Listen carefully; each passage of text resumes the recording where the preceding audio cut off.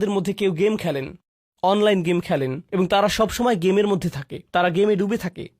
কেউ কেউ গাড়ি পছন্দ করে, তারা সবসময় গাড়ি নিয়ে কথা বলে, গাড়ি নিয়ে চিন্তা করে, গাড়ি নিয়ে চিন্তা করে। তাদের ফোনের ওয়ালপেপার গাড়ির ছবি, তারা সবসময় গাড়ির আপডেট দেখেন। এই ব্যক্তিটি গাড়িতে খাউদ হয়ে আছে। খাউদের প্রধান অর্থ হল কিছুতে পুরোপুরি ডুবে থাকা। আধুনিককালে এই শব্দটিকে কোনো কিছুতে আসক্ত হওয়ার জন্য ব্যবহার করা হয়। নেশা, যখন কেউ কিছুতে আসক্ত হয়, এটি খুবই আকর্ষণীয়, কারণ এই বিষয়ে বইও লেখা হয়েছে। আপনি এজ অফ অ্যাডিকশন নামে একটা বই খুঁজে দেখতে পারেন। এই যে সময় আমরা বসবাস করছি, এটি একটা নেশার যুগ। আগে লোকেরা মদের নেশা সম্পর্কে কথা বলতো।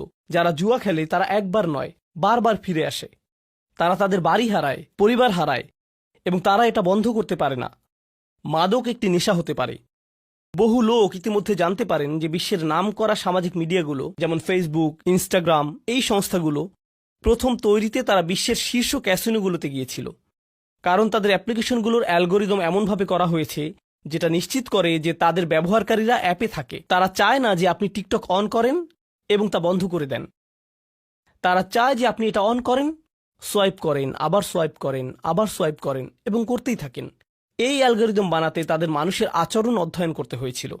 তাই তারা ক্যাসিনোতে গিয়েছিল এবং সেখান থেকে সেরা সাইকোলজিস্ট নিয়ে আসে, কারণ ক্যাসিনো শিল্প প্রথমে সাইকোলজিস্ট নিয়োগ দিয়েছিল যাতে লোকেরা স্লট মেশিনে বসে টাকা বের করতে পারে। তাদের উদ্দেশ্য ছিল আমাদেরকে সেখানে কতটুকু সময় ধরে রাখতে পারে, কারণ তারা সেখানে আমাদেরকে যত লম্বা সময় সম্ভব ধরে রাখতে পারবে, আমরা আরও বেশি আসক্ত হব। যারা লাস ভেগাসে ক্যাসিনো শিল্পের হিউম্যান বিহেভিয়ার তৈরি করেছিলেন, সেই একই লোকদের সিলিকন ভ্যালিতে নিয়ে আসা হয়েছিল সোশ্যাল মিডিয়ার ইউজার বিহেভিয়ার মডেল তৈরি করতে। কারণ তারা জানে যদি আপনি সবচেয়ে আসক্ত হন, তখন তারা আপনার থেকে সবচেয়ে বেশি প্রফিট করতে পারবে। যদি আপনি নেশায় ডুবে যান এবং আপনি বের হতে পারবেন না, যদি আপনি নেশায় ডুবে যান তখন আপনি বের হতে পারবেন না, এবং আপনি যদি এটা আবার করতে না পারেন, তাহলে আপনি আপনার ভেতরে কিছুই নেই এরকম একটা অনুভব করবেন। সে মদ পান করে এবং সে মনে করে সে ভালো ফিল করছে। সে চলে যায়, তার 1 ঘন্টা 2 ঘন্টা পর আবার মদ খেতে ইচ্ছা করে, তার আবার একটা চাহিদা তৈরি হয়, আমাকে আরেকটা দিন, আরেকটা দিন। তাদের পেট ব্যথা করতে থাকলেও তারা মদ পান করে যায়। তারা অর্ধেক ঘুমন্ত অবস্থায় থাকলেও মদ পান করে থাকে। তারা ঘুম থেকে উঠে এসেও মদ পান করতে চায়। এটি অনলাইন অন্যান্য নেশা এবং বিনোদনের নেশার ক্ষেত্রেও সত্যি। কিছু লোক চলচ্চিত্রে আসক্ত, নেটফ্লিক্সে কিছু লোক আসক্ত, স্পোর্টসে কিছু লোক আসক্ত। এই নেশা পরবর্তীতে আল্লাহ সত্যের সম্পর্কে কথা বলেছেন। যখন সত্য আসে, কোরআনে যে সত্য সম্পর্কে বলা হয়েছে, আপনাকে এই বাস্তবতার সাথে ডিল করতে হয়। আপনাকে আপনার কাজের জন্য দায়িত্ব গ্রহণ করতে হয়। আমি কিভাবে আমার দিন কাটাচ্ছি তার ব্যাপারে যত্নশীল হতে হয়। কিভাবে আমি আমার রাত কাটাচ্ছি তার ব্যাপারে যত্নশীল হতে হয়। আমার নিজের ব্যাপারে দায়িত্ব আছে, আমার আল্লাহর জন্য দায়িত্ব আছে, আমার নিজের পরিবারের জন্য দায়িত্ব আছে। আমাকে এই সবগুলো ব্যাপারে যত্নশীল হতে হবে। কিন্তু আপনি যদি এই সত্যকে গ্রহণ করতে না চান এবং আপনি বাস্তবতা থেকে পালিয়ে বেড়াতে চান, আপনি নিজেকে হারিয়ে ফেলেন এবং কোনো একটি বিষয়ে আসক্ত হয়ে যান, এবং এভাবে আপনি আসক্তিতে ডুবে যান। আপনি জানেন কিছু মানুষ কি করে? কোনো একটি গ্যাদারিংয়ে কিছু শুনলে, মনে করেন 8 জন মানুষের একটি সমাবেশ, ফ্যামিলি গেট টুগেদার, তারা সেখানে বসে কথা বলছে এবং সেখানে কোনো একজন আল্লাহর দ্বীনের ব্যাপারে কথা তুলল, সে দ্রুত সেই বিষয়টি পরিবর্তন করে ফেলবে এবং সে চাইবে একটি অন্য বিষয়ে কথা বলতে, কারণ সে জানে সে কোন বিষয়ে কথা বলতে চাইবে। ওহ না না না, জানো ইউএফসি ফাইটে কি হয়েছে, এই খেলাটিতে কি হয়েছে, এই ছবিটিতে কি হয়েছে? ও আল্লাহ, সেগুলো কত ভালো ছিল, এবং আমি এভাবে কথা বলতে থাকি, কথা বলতে থাকি, কথা বলতে থাকি। তারা যদি দিন সম্পর্কে কথা বলে, তবে তারা দিনকে একটা মজার ছলে কথা বলে। এই বিষয়ে কথা বলাটা একটু ফান। তখন আল্লাহ বলেন, হাত্তা ইয়াহুদু ফি হাদিসিন গাইরিহি, তাদের সাথে ততক্ষণ কথা বললেন না যতক্ষণ পর্যন্ত তার অন্য বিষয়ে ডুবে না যায়, যতক্ষণ পর্যন্ত তারা অন্য বিষয়ে ডুবে না যায়।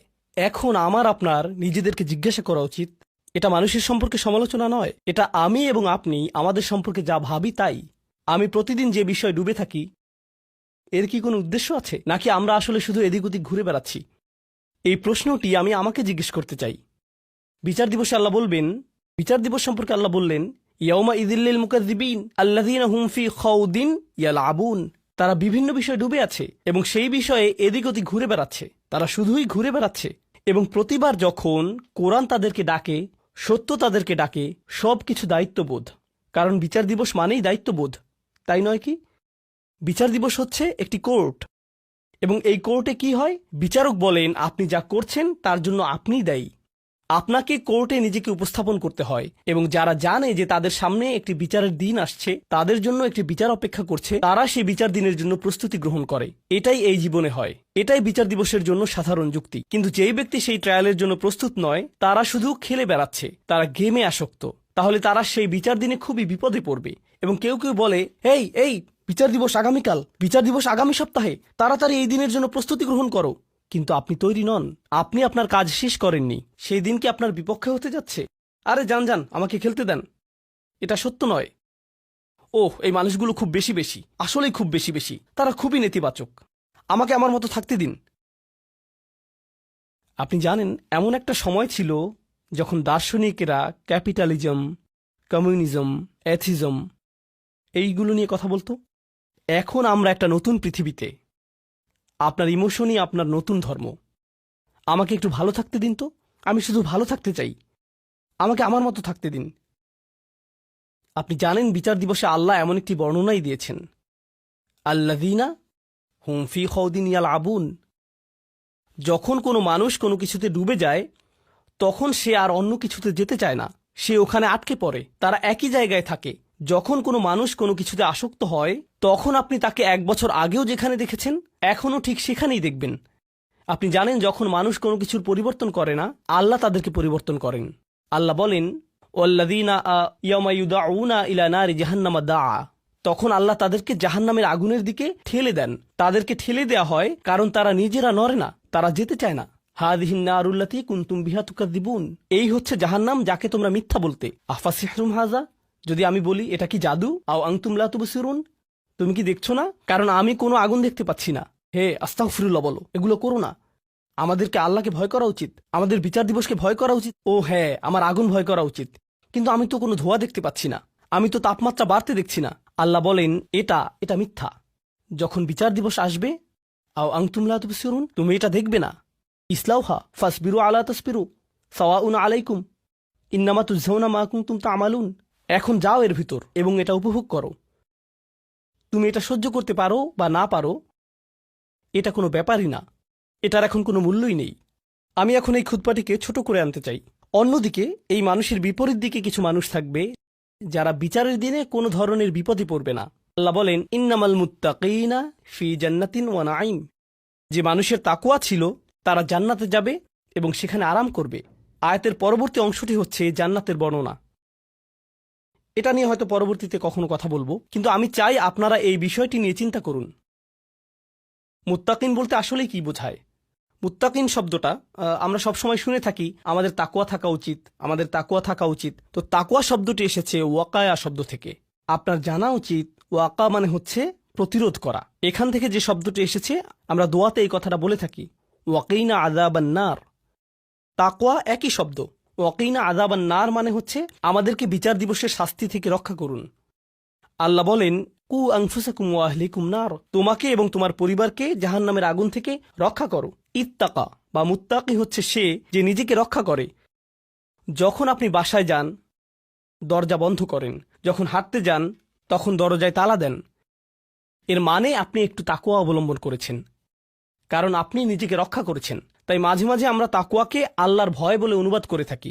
আরবিতে ভয় হচ্ছে খৌফ, খাশিয়া। এছাড়া আরবিতে ভয় বোঝাতে আরও অনেক শব্দ ব্যবহার হয়ে থাকে, তো তাকওয়া সেগুলোর মধ্যে একটি। আসলে তাকওয়া বলতে বোঝায় যখন আপনি নিজেকে সতর্ক থাকার মাধ্যমে রক্ষা করেন। ধরুন, যখন কোনো মানুষ হজে যায়, আল্লাহ বলেন, অতাজাওয়াদু ফাইন্না খায়রাজ যাদ আত-তাকওয়া। হজে যাওয়ার সময় আপনি আপনার প্রয়োজনীয় জিনিসগুলো নিয়ে যাচ্ছেন, কারণ আপনি জানেন বেস্ট প্রভিশন ইজ প্রিকশন, আপনাকে রক্ষা করার জন্য। এটা দিয়েই তাই বিভিন্ন জিনিসও বোঝায়। এখন এই শব্দটি এই আয়াতে কি বোঝাচ্ছে? মানুষ যারা নিজেদেরকে রক্ষা করে, যখনই তারা দেখে যে তারা কোনো একটি আসক্তিতে জড়িয়ে যাচ্ছে, তখন তারা বলে, আমাকে এখান থেকে নিজেকে সরিয়ে আনতে হবে। যখন তারা দেখে তাদের সঙ্গীগুলো কোনো একটি বিষয়ে আসক্ত হয়ে যাচ্ছে, তখন সে বলে, ও না, আমাকে এখান থেকে নিজেকে রক্ষা করতে হবে। তাই তারা সবসময় নিজেদেরকে সেসব সঙ্গ থেকে সরিয়ে নিচ্ছে, যেসব সঙ্গে থাকলে তারা কোনো আসক্তির দিকে জড়িয়ে যেতে পারে। তারা সবসময় আমাদের আশেপাশে আছে, আমরা কেউই নিরাপদ নই। মুত্তাকিন শব্দটি ব্যবহার করার মাধ্যমে এমন মানুষকে বোঝায় যে সবসময় সতর্ক, তারা কখনোই বিশ্রাম নেয় না, তারা সব সময় একটা প্রতিরক্ষা বলয়ের মধ্যে থাকে। তারা জানে যদি তারা এভাবে না থাকে তাহলে স্লিপ করতে পারে। ইন্নাল মুত্তাকিনা ফি জান্নাতিন ওয়া নাঈম। এই কারণেই আমি তোমাদেরকে জান্নাত দেব উপহার হিসেবে। তাহলে আমাদেরকে এখন থেকে খুব সতর্কতার সাথে থাকতে হবে। আমার মনকে বোঝাতে হবে যেন আমি যে কোনো সময় পিছলে যেতে পারি, আমি ভুল করতে পারি। আমাকে তারপরে সেখান থেকে ফিরে আসতে হবে এবং আরো বেশি সতর্ক থাকতে হবে। যদি আমি পিছলে যাই তাহলে আবার আমাকে ফিরে আসতে হবে। এটি একটা চলমান প্রক্রিয়া। এগুলোর শেষে আল্লাহ বলেন ফি জান্নাতিন ওয়া নাঈম। আপনি যখন জান্নাতে যাবেন আপনারা বাগান পাবেন, কিন্তু সবচেয়ে গুরুত্বপূর্ণ আপনারা পাবেন নাঈম। যে নাঈম শব্দটি এসেছে নুউমা থেকে, যার মানে হচ্ছে নরম এবং বিশ্রাম। তাদের এখন কোনো তাকওয়া থাকার প্রয়োজন নেই, তাদের এখন কোনো সতর্কতার প্রয়োজন নেই। তারা তখন বলবে এখন আমি বিশ্রাম নিতে পারি। তাহলে আল্লাহ কি করলেন? আল্লাহ আমাদেরকে দুটি ছবি দেখালেন। একটি হচ্ছে এমন ব্যক্তিরা যারা এখন নাইমে আছে, তারা বর্তমানে যেদিকে মনে চায় সেদিকে ঘুরে বেড়াচ্ছে, রিল্যাক্স করছে, তাদের কোনো কিছু চিন্তা করার নেই, শুধু বিশ্রাম নিচ্ছে। এবং অন্যদিকে তাকওয়াপূর্ণ ব্যক্তিরা তারা পরবর্তীতে রিল্যাক্স করবে। এখন সিদ্ধান্ত আপনার, আপনি কোন দলে থাকবেন। আপনি এখন রিল্যাক্স করতে পারেন অথবা আপনি পরবর্তীতে রিল্যাক্স করতে পারেন। আপনি এখন সাময়িকভাবে আনন্দ অনুভব করতে পারেন এবং পরবর্তীতে কঠিন বিপদে পড়তে পারেন, অথবা আপনি এখন একটু বেশি সতর্ক এবং বেশি নিজেকে রক্ষা করে চলতে পারেন এবং পরবর্তীতে অনন্তকালের জন্য রিল্যাক্স করতে পারেন। এই সিদ্ধান্তই আমাকে এবং আপনাকে নিতে হবে। আমি আল্লাহ আযজা ওয়া জাল্লার কাছে দোয়া করছি, আল্লাহ আমাদেরকে যে কোনো ধরনের খাউদ থেকে রক্ষা করুন, যা আমাদেরকে সত্য থেকে দূরে নিয়ে যায় এবং আমাদেরকে মুকাদ্দিবিনদের অন্তর্ভুক্ত করে। আল্লাহ আমাদেরকে তাকওয়া সম্পূর্ণ করুন। জীবনের আরো উচ্চ থেকে উচ্চতর পর্যায়ে রয়েছে, আর আমরা আসলে সর্বনিম্ন পর্যায়ে আছি। আমাদের ভবিষ্যতে আরো ভালো এবং উত্তম কিছু আসছে। তাই এখানে একটি আশাবাদ ব্যক্ত করা হয়েছে, জীবন যত কঠিনই হোক না কেন এর চেয়ে আর খারাপ হবে না, এখন কেবল ভালোই হতে থাকবে। আসলে বিশেষ করে একজন ইমানদারের জন্য এর অর্থ এটাই। কেউ বলতে পারে তাহলে জাহান্নামের আগুনের কি ব্যাখ্যা, আল্লাহর শাস্তির ব্যাপারে কি ব্যাখ্যা? আসলে আল্লাহ জাহান্নামের আগুনকে জীবন হিসেবে গণ্যই করেন না। তিনি জাহান্নাম সম্পর্কে বলেছেন লা ইয়ামুতু ফিহা ওয়া লা ইয়াহইয়া। সে সেখানে বাঁচবে না, সে সেখানে মরবেও না, সে সেখানে বাঁচবে না। আসলে এটাকে জীবন হিসেবে গণ্যই করা হয় না। এবং পরবর্তী জীবন, বিচার দিবসের পরবর্তী জীবন এবং জান্নাতের জীবন, আল্লাহ এটাকে বলেছেন সেটাই হলো প্রকৃত জীবন, যদি তারা জানতো। তাই এই জীবনটা আসলে পূর্বাভাস। জান্নাতে যা আসছে তার একটা প্রিভিউ মাত্র। আয়াতে ফিরে যাওয়ার আগে এই বিষয়ে ছোট্ট একটা মন্তব্য করি। আল্লাহ কুরআনে জান্নাতের বর্ণনা এমনভাবে দিয়েছেন যেমনটা অন্য কোন ধর্মে পাওয়া যায় না। আর যেহেতু আমি এখানে এসেছি, খ্রিস্টানদের মর্মন সম্প্রদায়ের লাইব্রেরিতে যাওয়ার সুযোগটা আমি গ্রহণ করেছিলাম এবং আমি তাদের কয়েকজন বয়োজ্যেষ্ঠ ব্যক্তির সাথে কথা বলেছিলাম, আর তাদের সাথে তাদের বিশ্বাস ও ধারণা সম্পর্কে কৌতূহল জাগ্রতকারী কিছু কথোপকথন হয়েছিল। আমি এটা করার চেষ্টা করি, অন্যদের দৃষ্টিকোণ বুঝতে এবং তারা কিভাবে ধর্মবিশ্বাসকে দেখে সেটা জানতে চেষ্টা করি। লক্ষ্য করলে দেখবেন কুরআনের অনন্য একটি বৈশিষ্ট্য হলো জান্নাত সম্পর্কে যে বিস্তারিত বর্ণনা আল্লাহ দিয়েছেন তা অন্য কোনো ধর্মে পাওয়া যায় না। আপনি বাগানের মতো সাধারণ শব্দ পাবেন, ইডেন নামক উদ্যানের উল্লেখ দেখতে পাবেন, এটুকুই আপনি পাবেন। কুরআনে আল্লাহ যা বলেছেন তা হলো ফলমূল এবং পাখির মাংস। আপনি বিশেষ ধরনের চিকেন বারবিকিউর বর্ণনা পাবেন, এটা কুরআনে রয়েছে। জান্নাতে সব ধরনের পানীয় পরিবেশন করা হবে। সেখানে মনোরম সেবকরা থাকবে যারা পানীয় পরিবেশন করবে। সেখানে বন্ধুরা একসাথে বসে গল্প করবে, জীবন আগে কতটা কঠিন ছিল এবং তারা কতটা প্রতিবন্ধকতা অতিক্রম করেছে এবং পরিস্থিতি কতটা কঠিন ছিল, তারা একটি পুনর্মিলনীতে একত্রিত হয়েছে। ইমানদাররা একটা পুনর্মিলনীতে রয়েছে। বিচিত্র সব বর্ণনা, জান্নাতের অত্যন্ত প্রাণবন্ত ছবির মতো বর্ণনা দেওয়া হয়েছে, কিন্তু সেই বর্ণনার অনেক কিছুই আপনারা এমন পাবেন যা কল্পনা করা সহজ। বন্ধুরা একত্রে আড্ডা দিচ্ছে, মানুষ পানি উপভোগ করছে, সেবকরা পানীয় আনছে, সুন্দর গাছপালা, ঝর্ণা, গদি, কার্পেট, এই সমস্ত জিনিস আমরা এই জীবনেই পাই। এবং এর একটি কারণ আছে। যদিও রাসূল সাল্লাল্লাহু আলাইহি ওয়াসাল্লাম আমাদেরকে বলেছেন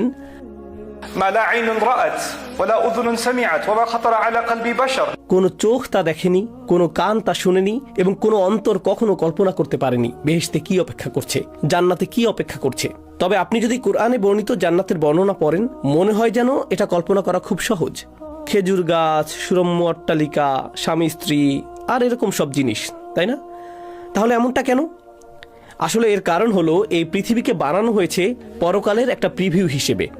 এটি আমাদেরকে জান্নাতের একটা আভাস প্রদান করে। মুসলিমরা এই জীবনকে অন্য ধর্মের তুলনায় ভিন্নভাবে দেখে। অন্যান্য অনেক ধর্মে এই জীবনটা আসলে একটা অভিশাপ, আমাদেরকে এখানে পাঠানো হয়েছে শাস্তি হিসেবে। কিন্তু কোরআনের বর্ণনা অনুযায়ী আমাদেরকে এখানে শাস্তি হিসেবে পাঠানো হয়নি। খালাকা লাকুম মা ফিল আরদি জামিআন জাআলনা লাকুম ফিহা মাআইশা কালিলা মা তাশকুরুন। এই পৃথিবীতে তিনি তোমাদের জন্য এমন জিনিস রেখেছেন যা দ্বারা তোমরা উত্তম জীবন সামগ্রী উপভোগ করতে পারো। তোমরা কত কম কৃতজ্ঞতা প্রকাশ করো। আপনি কাউকে কারাগারে রেখে বলেন না কৃতজ্ঞ হও। আপনি কাউকে চমৎকার স্থানে রাখেন এবং তাকে এই পৃথিবীর সৌন্দর্য অবলোকন করান, আর সেটাই তাকে কৃতজ্ঞ হতে উৎসাহিত করে। এটাই আল্লাহ সূরা রহমানে বলেছেন। তিনি বলেছেন, والحب ذو العصف والريحان فبأي آلاء ربكما تكذبان। যেমন চমৎকার এই সকল জিনিসের দিকে তাকাও যা আমি তোমাদের জন্য বানিয়েছি। বাতাসে ভেসে আসা ফসলের সেই মিষ্টি গন্ধের দিকে লক্ষ্য করো। যে শস্য জন্মে, যে ফসল ফলে, সেদিকে দৃষ্টি দাও। তোমরা আর কত অস্বীকার করবে? তোমাদের কৃতজ্ঞ হওয়া উচিত। আল্লাহ প্রকৃতপক্ষে এই পৃথিবীকে সুন্দর করে বানিয়েছেন। আপনারা যারা এখানে বাস করেন তারা খুবই ভাগ্যবান। আপনারা ইউটাহ অঙ্গরাজ্যে বসবাস করছেন, যা সুন্দর সব পাহাড় দ্বারা পরিবেষ্টিত। জ্যামে আটকে থাকলেও আপনারা আল্লাহর সৌন্দর্য অবলোকন করতে পারেন। অন্তত আপনাদের দেখার মতো কিছু আছে। আমি ডালাসে বসবাস করি, সেখানে দেখার মতো কিছুই নেই। তো একটি নিরবিচ্ছিন্ন সৌন্দর্য আমাদেরকে ঘিরে রেখেছে। যাই হোক, আয়াতটিতে ফিরে আসি। আল্লাহ বলেছেন, তাদেরকে কেবল এই সর্বনিম্ন জীবনের উপমাটি প্রদান করো। আর এই জীবনে আপনি যা অনুভব করেন, প্রতিটি আনন্দ যা আপনি অনুভব করেন তা হলো ন্যূনতম আনন্দ। একটি নতুন শিশু জন্মের আনন্দ হলো ন্যূনতম আনন্দ। বিয়ের আনন্দ, সুন্দর একটি ঝর্ণা দেখার আনন্দ, সুন্দর একটি আকাশ দেখার আনন্দ, একটি সুস্বাদু খাবারের আনন্দ, এই সব কিছুই হলো সর্বনিম্ন আনন্দ। অর্থাৎ আরো অনেক উঁচু স্তরে যাওয়া সম্ভব। কল্পনা করতে পারেন? আর আমরা ভাবি, ও মাই গড, এটা আমার প্রিয় রেস্তোরাঁ, কতদিন ধরে আমি সেখানে খাই না, আমি আমার প্রিয় শর্মা খেতে চাই।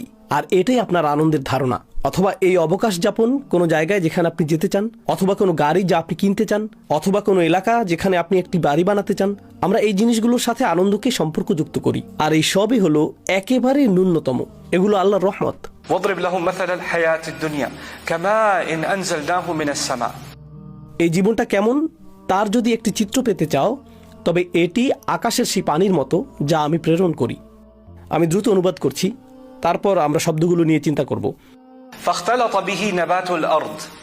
তারপর সেই পানি, এর ফলে পৃথিবীর শস্যদানা এবং মাটির সকল উপাদান, কোনো কিছু যা জন্মাতে পারে তাকে বলা হয় নাবাত। ঘাসকে বলা যেতে পারে নাবাত, গাছকে বলা যেতে পারে নাবাত, ফলকে বলা যেতে পারে, ফুলকে বলা যেতে পারে নাবাত। নাবাত শব্দটি দিয়ে সকল উদ্ভিদকে বোঝায়, সকল সবুজ, সব গাছপালাকে আপনি নাবাত বলতে পারেন। তো পানি পৃথিবীর এই সমস্ত পুষ্টি উপাদানের সাথে মিশে যায়। فاختلط به نبات الأرض। আর অবশ্যই যখন আকাশ থেকে বৃষ্টি নেমে আসে, যার কথা আল্লাহ বলছেন, এবং পৃথিবী সবুজ হয়ে ওঠে, ফুল ফোটে, ঘাস জন্মায়, গাছ বড় হয়, খামার গড়ে ওঠে, সব কিছু বেড়ে ওঠে, তখন আপনি ভাবতে পারেন আল্লাহ হয়তো এরপর বলবেন এটা কতটা সুন্দর হয়ে ওঠে, কতটা রঙিন হয়ে ওঠে। তিনি কোরআনের অন্যান্য স্থানে এভাবে বলেছেন, কিন্তু এখানে তিনি অন্য কিছু বলেছেন। তিনি বলেছেন, فأصبح هشيما تذروه الرياح। তারপর সেই একই ফসল যা বেড়ে ওঠে। তিনি এমনকি ফসলের কথা সরাসরি উল্লেখ করেননি, তিনি বলেছেন এটা মাটির সাথে মিশে যায় আর অবশেষে হাসিমে পরিণত হয়। আর আরবিতে হাসিম হলো المحطم। এটা এমন কিছু যা শুকিয়ে গেছে, যাতে কোনো আর্দ্রতা নেই এবং সহজেই ভেঙে যায় আর পায়ে পিষ্ট হয়। মূলত তিনি যা বর্ণনা করেছেন তা হলো শুকনো পাতা। শুকনো পাতা আর ডালপালা যা গাছ থেকে ঝরে পড়ে, অথবা মৃত ঘাস যার উপর পাড়া দিলে মচমচে শব্দ হয়, এবং এটা একদমই মূল্যহীন। আর বাতাস এটাকে উড়িয়ে নিয়ে যায়, এবং ধুলো আর পুষ্পরেণুর মতো সমস্যা মানুষের মাঝে অ্যালার্জি তৈরি করে। এই সব কিছুই আসে মাটি থেকে, ছিন্ন পাতা থেকে, আর সেই সব খড়কুটা থেকে যা মাটিতে ছড়িয়ে থাকে। তাই তিনি এখন বর্ণনা করছেন, এই জীবন শুরু হয় আকাশ থেকে আসা পানি দিয়ে, আর তারপর অবশেষে এটি শুধুই ছিন্ন পাতায় পরিণত হয়, যা মানুষ মারিয়ে যায়, এমনকি তারা টেরও পায় না। আপনি যদি দামি কিছুর উপর পাড়া দিতেন, যদি আপনি আপনার নতুন ফোনের উপর পা দিতেন, আপনার অবস্থা হতো কর্মরের শব্দটা কানে আসা মাত্রই আপনি কিন্তু দেহের সম্পূর্ণ ভর এর উপর দিতেন না। কিন্তু পাতার উপর পা দেওয়ার সময় আপনি দুবার ভাবেন না, নুড়ি পাথরের উপর পা দেওয়ার সময়ও আপনি দুবার ভাবেন না। এটা মূল্যহীন, তাই না? এগুলো চারদিকে উঠছে। যদি চারদিকে টাকা উঠতো, আপনার তো হার্ট অ্যাটাক হয়ে যেত। কিন্তু যদি পাতা ওড়ে, আপনি এটা নিয়ে দুবার ভাববেন না।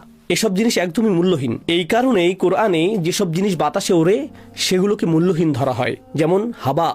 আর কোরআনের অন্যান্য উপমায় যখন কোনো কিছু বাতাসে ওড়ে, সেগুলোকে আসলে ওজনহীন এবং মূল্যহীন